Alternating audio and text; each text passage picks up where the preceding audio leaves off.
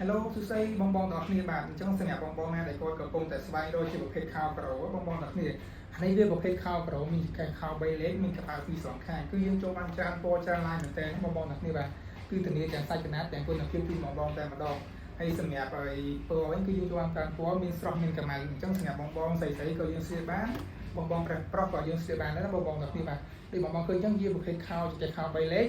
ហើយមានកប៉ៅសងខាងហើយសម្រាប់កប៉ៅវិញគឺជើមែនទែនហើយសម្រាប់ពណ៌គឺស្អាតមែនទែន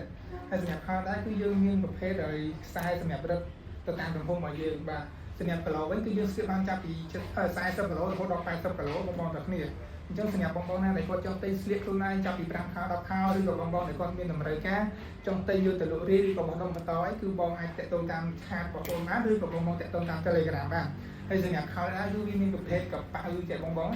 កប៉ៅវាសងខាងកប៉ៅសងខាងហើយយើងដាក់ទូរស័ព្ទយើងដាក់កាបូបយើងដាក់លុយអីគឺបានជ្រៅលេខអត់មានចេញអត់មានលៀនធ្លាក់ឲ្យជួបទេហើយសម្រាប់ខោដែរគឺយើងស្លៀកនៅផ្ទះក៏បានស្លៀកគេងក៏បានស្លៀកដើរលេងស្លៀកហាត់ប្រាណគឺបានទាំងអស់អញ្ចឹងវាស្រួលស្លៀកបងប្អូនទាំងគ្នាដោយសារវាលងហើយវាអត់តឹងអត់ស្គៀបអត់ល្មមដៃគាត់ហាពណ៌ទេសម្រាប់សម្រងហ្នឹងគឺវាជ្រៅចង្កេះធំឲ្យជើងវាធំអញ្ចឹងបងប្អូនបាទហើយសម្រាប់ចង្កេះខោគឺប្រភេទចង្កេះខោ3លេខមានខ្សែសម្រាប់រឹតទៅតាមទំហំរបស់ជើងអញ្ចឹងសម្រាប់បងប្អូនណាដែលគាត់ចង់ទិញយកទៅបោះដុំបន្តចាប់ពី30ខោ50ខោ100ខោទៅគឺមានតម្លៃពិសេសជូនបងប្អូនទាំងអស់គ្នាតែម្ដងបាទហើយអញ្ចឹងសម្រាប់បងប្អូនដែលគាត់ចង់ទិញ5ខោ10ខោក៏មានតម្លៃពិសេសជូនបងប្អូនដែរហើយអញ្ចឹងសម្រាប់បងប្អូនណាដែលគាត់ទិញពីផេកអូនទៅគឺផេករបស់ខ្ញុំគឺមានការធានាចាប់ពី